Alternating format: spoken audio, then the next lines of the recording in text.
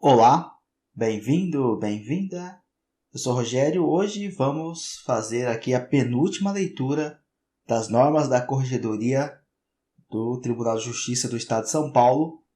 Hoje a leitura do tomo 1, capítulo 11, seções 1, 4 e 5. Bora lá para a leitura. Para acessar o conteúdo da leitura, você pode ir no link que está na descrição do vídeo ou ir aqui no Colabora Concursos, procurar pelo escrevente técnico do TJ, a página.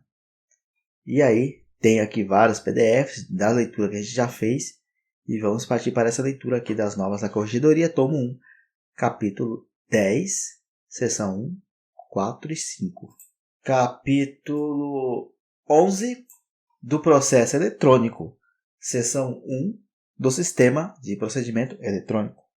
Artigo 1189. Processo eletrônico é o processo judicial cujas peças, documentos e atos processuais constituem um conjunto de arquivos digitais que tramitam e são transmitidos, comunicados, armazenados e consultados por meio eletrônico nos termos da Lei 11.419, 19 de dezembro de 2006. O sistema de processamento eletrônico do Tribunal de Justiça do Estado de São Paulo será utilizado como meio eletrônico de tramitação de processos judiciais, comunicação de atos e transmissão de peças processuais. Artigo 1191. O acesso ao sistema de processamento eletrônico será feito... Então, de que maneira será feito? Olha só. No sítio eletrônico do Tribunal de Justiça do Estado de São Paulo, na internet, por qualquer pessoa credenciada mediante o uso de certificação digital. Pelos entes conveniados, por meio seguro da integração de sistemas, nos sistemas internos, por magistrados, servidores, funcionários e terceiros autorizados pelo Tribunal de Justiça do Estado de São Paulo. Parágrafo único. O uso inadequado do sistema de processamento eletrônico do Tribunal de Justiça do Estado de São Paulo, que venha a causar prejuízo às partes ou à entidade jurisdicional, importará bloqueio do cadastro do usuário, sem prejuízo das demais combinações legais. Então, se cai na prova, é bloqueado e fica por isso mesmo, não. Bloqueia, e se tiver algum processo rolando contra o servidor, vai continuar, tá? Sem prejuízo das demais combinações legais. Artigo 1192. A autenticidade e integridade dos atos e peças processuais serão garantidas por sistema de segurança eletrônica mediante o uso de certificação digital. Os documentos produzidos de forma eletrônica serão assinados digitalmente por seu autor, como garantia da origem e de seu signatário. Os documentos digitalizados serão assinados ou rubricados no momento da digitalização para fins de autenticação, no momento da transmissão, caso não tenham sido previamente assinados ou rubricados. Parágrafo 3º. Fazem a mesma prova que os originais as reproduções digitalizadas de qualquer documento, público ou particular, quando juntados aos autos pelos órgãos da Justiça e seus auxiliares, pelo Ministério Público e seus auxiliares, pelas procuradorias, pelas autoridades policiais, pelas repartições públicas em geral e por advogados públicos ou privados, ressalvada a alegação motivada e fundamentada de adulteração antes ou durante o processo de digitalização. Os originais dos documentos digitalizados mencionados no parágrafo 3º deste artigo deverão ser preservados por seu detentor até o final do prazo para interposição da ação rescisória, observadas quanto aos ofícios de justiça as disposições destas normas de serviço. É de exclusiva responsabilidade do titular de certificação digital o uso e o sigilo da chave privada da sua identidade digital, não sendo oponível em nenhuma hipótese a alegação de seu uso indevido. Todos os atos processuais do processo eletrônico serão assinados eletronicamente por meio de certificação digital. Artigo 1195. Será considerada original a versão armazenada no servidor do Tribunal de Justiça do Estado de São Paulo, enquanto o processo estiver em tramitação ou arquivado. Do Protocolo de Petições Intermediárias 1220, As petições intermediárias serão apresentadas pelo peticionamento eletrônico e encaminhadas diretamente ao ofício de justiça correspondente. Parágrafo único. Na hipótese de materialização do processo cuja tramitação era em meio eletrônico, passarão a ser admitidas petições em meio físico. Retomada a tramitação no meio eletrônico, não mais serão admitidas petições em meio físico. Ressalvado o disposto nesse capítulo, os setores de protocolo do Tribunal de Justiça do Estado de São Paulo não poderão receber petições em papel dirigidas aos processos que tramitam eletronicamente. Em caso de recebimento indevido, caberá ao setor de protocolo de origem cancelar o protocolo e intimar o peticionário pelo Diário da Justiça Eletrônico, DGE, para a retirada da petição. Se o ofício de justiça verificar o recebimento indevido antes do cadastramento, devolverá a petição ao protocolo de origem.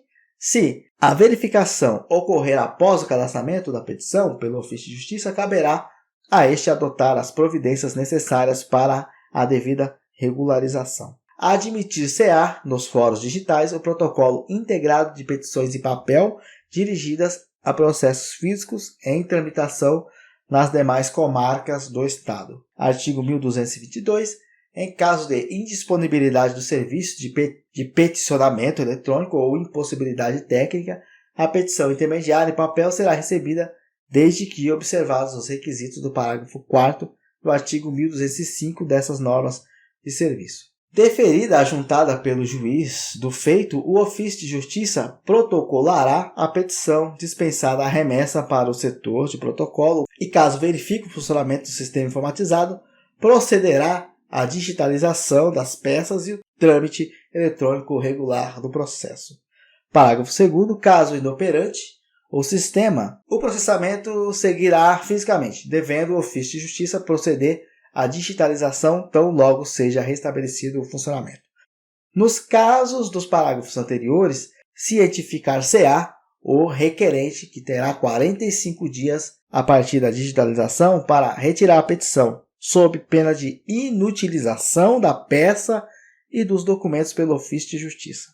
Da consulta às movimentações processuais e decisões. É livre a consulta no sítio do Tribunal de Justiça do Estado de São Paulo as movimentações processuais, inteiro teor das decisões, sentenças, votos, acórdãos e aos mandados de prisão registrados no BNMP. O advogado, o defensor público, as partes e o membro do Ministério Público, cadastrados e habilitados nos autos, terão acesso a todo o conteúdo do processo eletrônico. Os advogados, defensores públicos, procuradores e membros do Ministério Público não vinculados a processo previamente identificados poderão acessar todos os atos e documentos processuais armazenados, salvo nos casos de processos em sigilo ou segredo de justiça.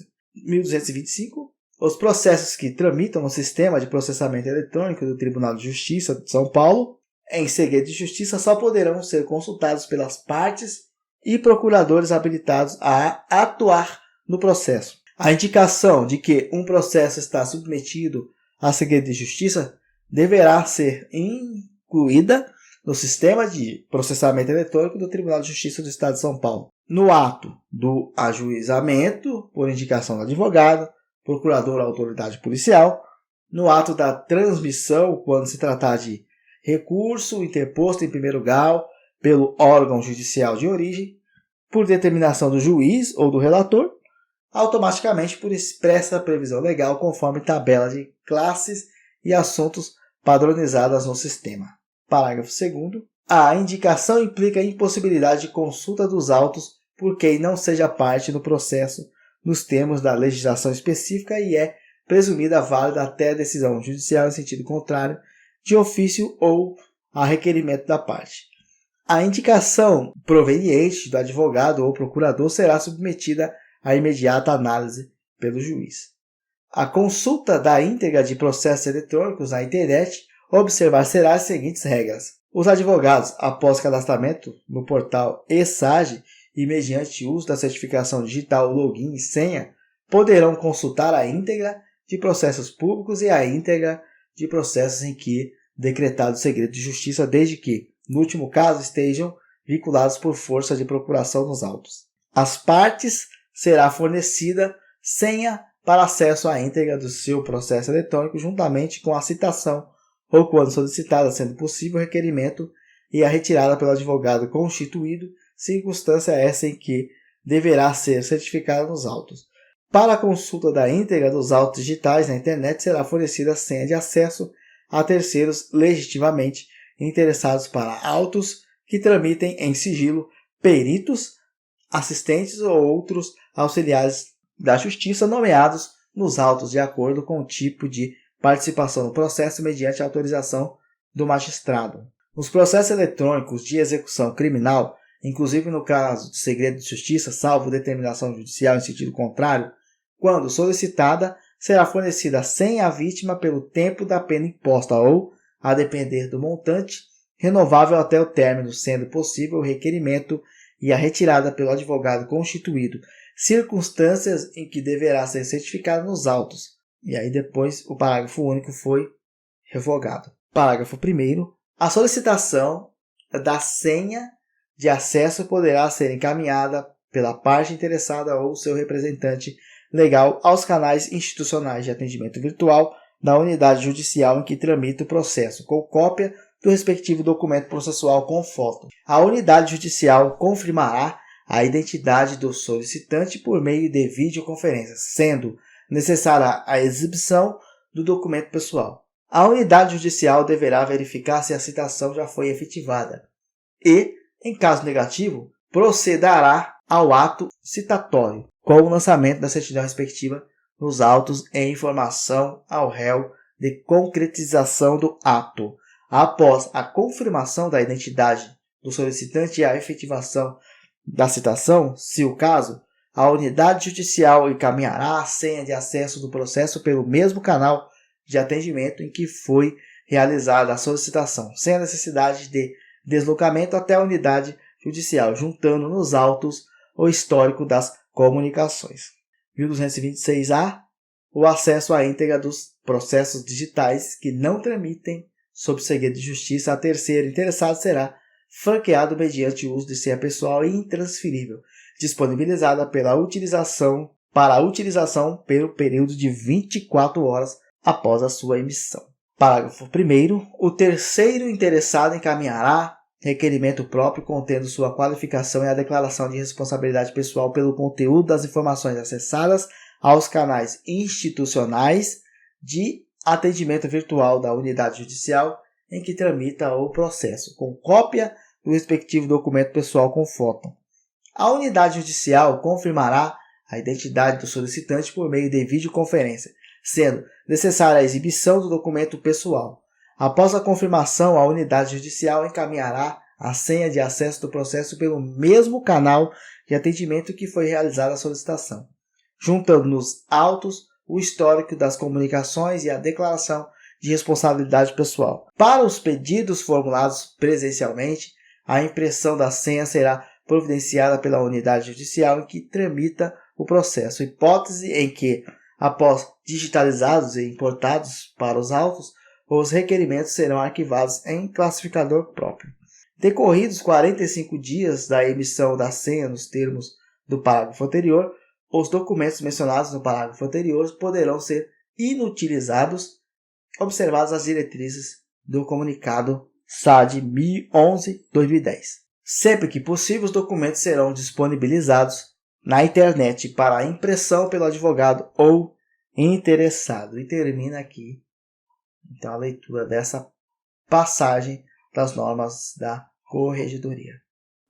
É isto. Na próxima a gente vai ler a última parte das normas da Corregedoria. Até a próxima. Valeu!